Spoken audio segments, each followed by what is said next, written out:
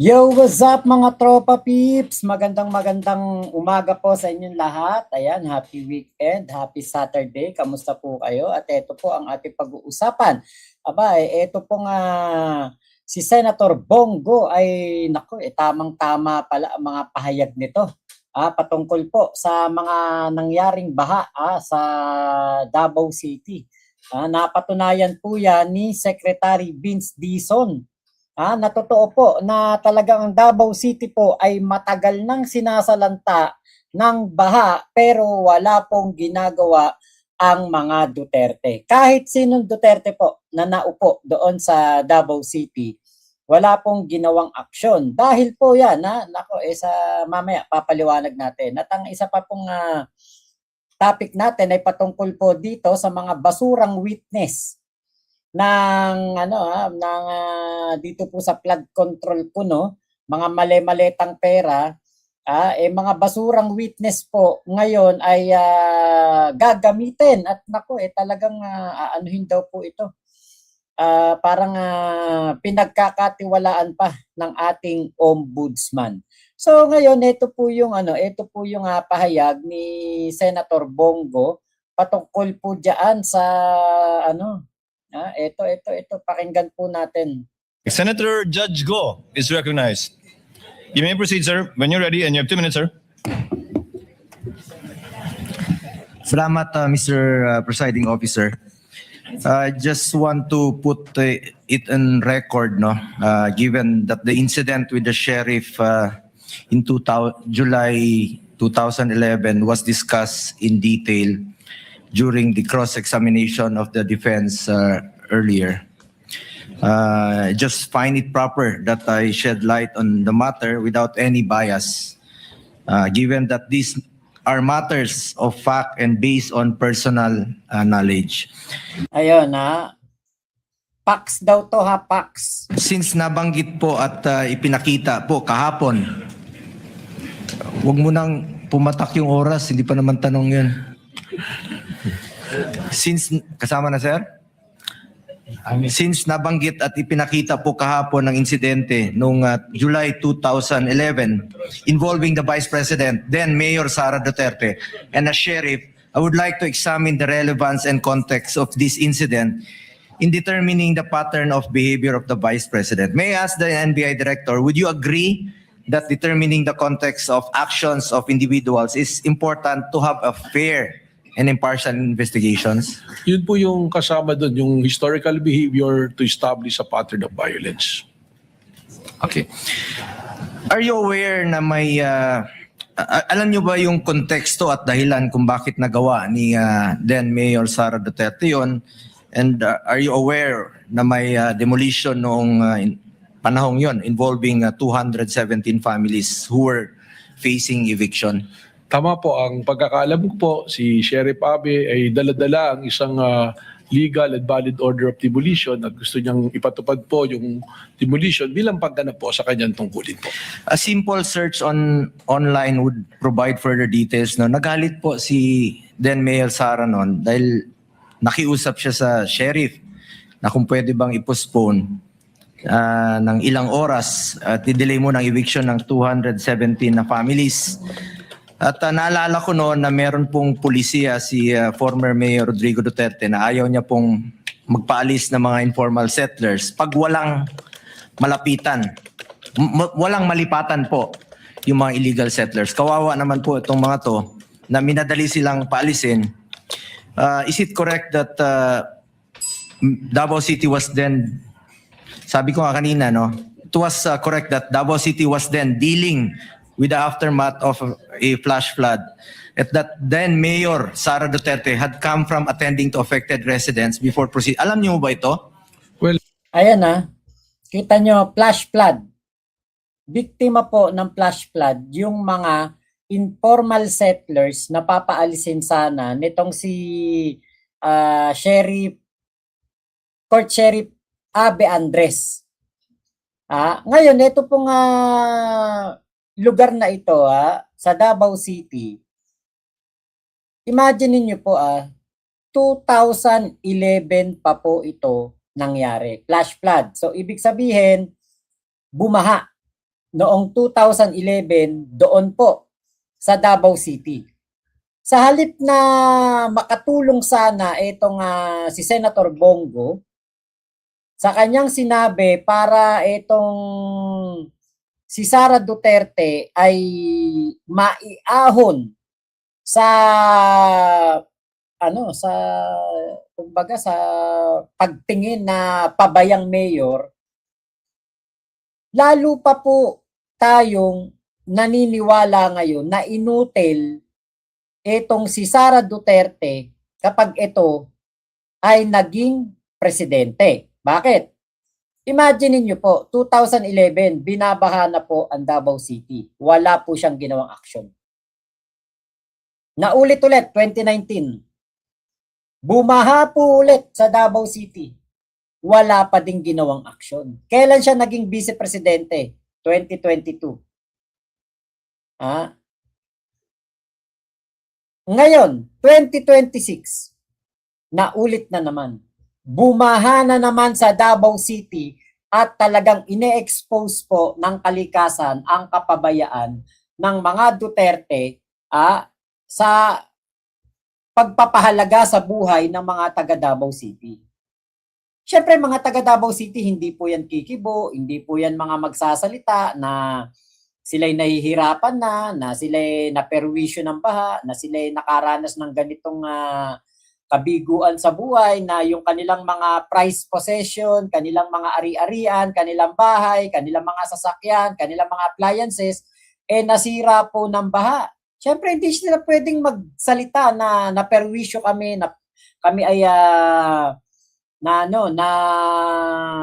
nakaranas ng takot, nakaranas ng pangamba na ang mga buhay namin ay malagay sa alanganin. Alam nyo, sa mga video po na nakita natin, sila po ay umakyat na lang sa bubong para po mailigtas ang kanilang mga sarili. Habang binibidyo nila yung mga rumaragasang tubig, nalampas tao doon po sa Davao City. Alam niyo, malaking tulong tong sinabi ni ni Senator Bongo dito po sa hearing ng impeachment. I was informed po kanina nung sinasabi yan. Alam nyo bang 31 po yung namatay nung panahon yon? Yun po. 31 po ang namatay nung panahon na yon. Flash flood, 2011. Imagine niyo 2011 may flash flood. 2019 nagkaroon ulit ng pagbaha, matinding pagbaha. 2026 nagkaroon ulit ng matinding pagbaha. Ano inuuna ng mga Duterte? Ano inuuna ni Baste Duterte? Paninira. Ano inuuna ni Sara? Paglalakwatsa. Ano inuuna ni Pulong Duterte? Paninisi. May ginawa ba silang aksyon? After ng mga bawat bahana ito? Wala po. Wala po silang ginagawang aksyon. Nalaman ko po kanina. Actually, nandun po ako nung nangyari po yung insidente. At after 2 days, bumisita rin po yung si former Vice President Jojo Binay. Kasama niya yung anak niya na si Senator Nancy Binay. Mismo, witness po ako doon na talagang hirap ng sitwasyon. June 29. Witness po siya doon si Senator Bongo. Hirap ang sitwasyon. Ba't naulit-ulit ng 2019? Walang ginawa si Sara, walang ginawa si Digong, walang ginawa si Pulong. Diba? Hirap na pala sitwasyon noon, ba't hindi pa po inayos? Diba? Po yung nangyari na madaling araw, yung flash floods, at marami pong namatay. No? Madaling araw din nangyari daw yung flash flood. Yung nangyaring flash flood sa Davao City, 9:00 ng gabi. Nakabalik sila sa kanilang mga tahanan, nung humupa na yung baha, mga 1:00, 2:00 ng madaling araw. Same pa din kung ano yung nangyayari, di ba? 28 to 31. At after a day, July 1, may schedule po yung sheriff na palisin yung mga informal settlers na wala pang malilipatan. Ang maalala ko lang po na nakiusap si then Mayor Sara na kung pwedeng ipagpaliban muna ng ilang oras o araw yung pag demolish po sa mga illegal or informal settlers na walang malilipatan.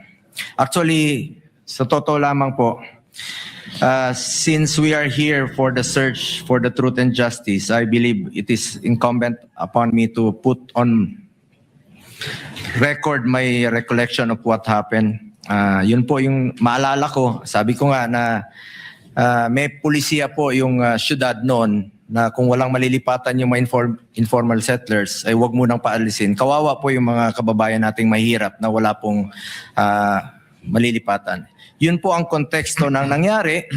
We are not justifying violence, but we are... Kita nyo, yun daw yung konteksto nung nangyari, di ba? Kaya nanapak si Sara kasi nga po, pinapaalis daw po yung mga informal settlers nitong si Court Sheriff Abby Andres. Dahil nga po, katatapos lang ng flash flood. Yun yung pinaka-main na usapin dito eh. Katatapos lang ng flash flood. Ngayon, si Secretary Vince Dizon po, after ng matinding pagbaha doon sa Davao City, pumunta po siya para mag-inspeksyon, para tignan kung ano po ang kalagayan ng mga infrastructure doon like flood control projects, yung mga tulay, at yung aftermath ng nangyari sa Davao City. Alam nyo, ito, ako sabi ko nga, putya, hangang-hanga ang mga DDS dito sa mga Duterte. Actually, lahat naman tayo di ba? Lahat tayo. Dati tayong mga naniwala na magaling ang mga Duterte. Ako, aminado ko. Dati akong humanga kay Digong kasi akala ko siya pag-asa ng bayan. Akala ko talaga, kamay na bakal para sa mga kurakot. Yun pala, kamay na bakal sa mga hindi kasabwat. Kamay na bakal sa mga hindi kakampi. Kamay na bakal sa mga mahihirap. Pero, kapag mga drug lord, yung kamay na bakal niya ang pumoprotekta dito sa mga masasamang loob. Si Sara Duterte, nung pinagsusuntok niya si Court Sheriff Abby Andres, sabi ko, tapang nito. Bata pa ako nun. Nung nabalita yun, sabi ko, putya, astig to. Ang tapang nitong mayor ng Davao City. Astig. Nanununtok ng sheriff. Parang, parang, syempre, wala naman akong alam sa mga politika pa noon. Parang hangang-hanga ako kay Sara noon. Diba? Tapos, putya, ito po, pakinggan po ninyo yung mga malalaman natin dito. Ito, mauna na po yung media. Mauna na po yung media. Lalo na yung may mabibigat na cam. Ay, mag-tag. Ito kaya ayusin na to. Masisira na to. Paano i-rehab to? May pondo naman kayo, diba? QRF na lang to. QRF na lang to. QRF nyo na to, pagawa nyo na to agad. Pagawa nyo na to agad kasi masisira yan. Siguro sir, extend natin ng konti yung warning. Itataas? Kasi yung takbo ng ilog bali dito talaga tumbong. So pagbali dito maapas. Kasi ang ilog po natin, pagaling bali dito. Pwede po natin. Kaya ang problema, open pa rin. Kaya gas nag-dredging dito. Ito yung tanong. Ito yung simula nung tanong na ko. Parang napukaw yung pansin ko talaga dito sa video na ito ni Secretary Vince Dizon. Hindi makasagot yung tinanong, kailan kayo huling nag-dredging dito? Gano'ng katagal ka?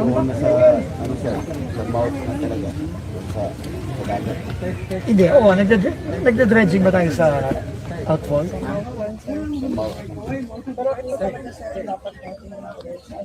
Mababaw na to. Oo, pero kaya ka nag-dredge dito? 15 years. 10 years? 10 years. Gano'ng katagal ka naman sa district? Tagal na, sir. So, gano'n ka? Saan ka? Sa maintenance ako, sir. Pero oo, Planning. kaya kayo guys nag-dredge dito? Tagal, sir. 10 years ago, sir. Bakit Yung hindi kayo nagde-dredge? AMD na. Pero bakit hindi kayo nagde-dredge? Ayan o, 10 years na hindi nagde-dredging. Kung hindi pa pumunta diyan si Secretary Vince Dizon, hindi niya malalaman o walang makakaalam na 10 taon na pala ang nakalipas yung kanilang huling dredging sa ilog na ito. Ngayon, bumaha nung 2011, ano ang solusyon ni Sara? Manapak ng sheriff. Bumaha nung 2019, nakakuha ng napakalaking pondo si Pulong Duterte, 51 billion. Ginawan ba ng solusyon itong mga pagbaha sa Davao City? Hindi. Ngayon, 2026, bumaha ulit. Pangulong Bongbong Marcos na ang presidente. Doon pa lang po magkakaroon ng aksyon. Doon pa lang magkakaroon ng pag-aaral at pag-dredge, pag-maintenance, dyan po sa mga ilog ng Davao City. Imagine niyo na, bumaha na noong 2011, hindi man lang ba sila nagtanong, ano ba ang solusyon, DPWH, ano pwede nating gawin dito? Kailangan ba mag-dredging? Kailangan ba itong taasan tong mga flood control project na ito, mga dike? Kailangan bang taasan yan? Kailangan bang lagyan niya ng matataas na gabyon? Kailangan ba na na i-repair na tong mga dike na ito? Baka matibag to. Di ba? Kasi alam nyo, kada every magkaroon ng baha, every magkaroon ng sakuna, ang hinahanap kagad niyan, yung cause. Ano yung dahilan? At kapag nakita na yung dahilan, saka lalagyan ng solusyon para hindi na maulit yung nangyaring sakuna. Pero dito, tingin ko, parang wala pong ginawa itong mga Duterte. Kasi nga, naisip naman nila, sige, bumaha. O, bigyan natin ayuda. Ayuda na lang. O, babaha ulit. O, ayuda. Ayuda ulit. O, tapos pasalamat tayo sa ating Mayor, Digong Duterte, dahil sa ayuda. Parang pinapabayaan na lang nila na bahain ng bahain ang mga taga Davao City. Bakit? Kasi meron namang ayudang matatanggap.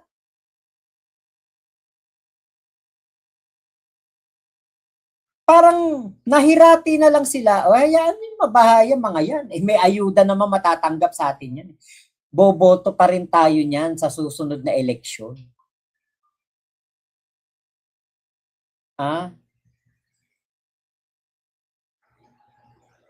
Diba? Parang ang tendency, ang lang nito, nakikita natin, hindi nila ipapaayos ang mga drainage, hindi nila ipapaayos ang mga flood control, ang mga dike. Hindi sila magpupursige na maayos ang problema ng baha sa Davao City. Kasi nga naman, meron namang kasunod na ayuda kada baha eh. At maiisip pa din ng mga taga Davao City, napakaswerte natin dahil meron tayong mga mayor, congressman na Duterte na mabibigyan tayo ng ayuda kapag nabaha tayo. Parang ganun na lang, parang nasanay na lang. Meron naman tayong ayuda kay kay Mayor Duterte, okay lang 'yan, mabaha tayo. Ang importante, pagkatapos nating mabaha, meron tayong ayudang matatanggap mula sa mga Duterte. Ha? Ano 'yun? Sanay-sanay na lang, ha? Sanayan na lang. 'Di ba? Ate Angie, 10 years ago, pero yearly may ibinulsa na budget. Eh yun nga, 'di ba? 51 billion, saan ba napunta yun?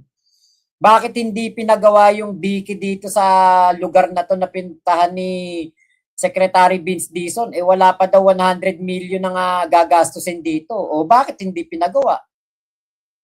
Eh ang laki ng pondong nakuha ni Pulong. Florante, Malazab. Ayan, yan ang mga Duterte. Gusto nilang maging presidente, yung Davao lang hindi maayos-ayos. Eh yun nga eh. Diba? Kay Digong lang eh. Ginawa nating presidente kasi akala natin ang galing-galing ng ginagawa niya sa Davao. Yung pala, anak ng teteng. Wala palang kwenta lahat ng ginawa ni Digong sa Davao. Malala ang issue ng droga. Nakita niyo ba yung mga balita diyan? Napakaraming droga na nakukuha sa Davao.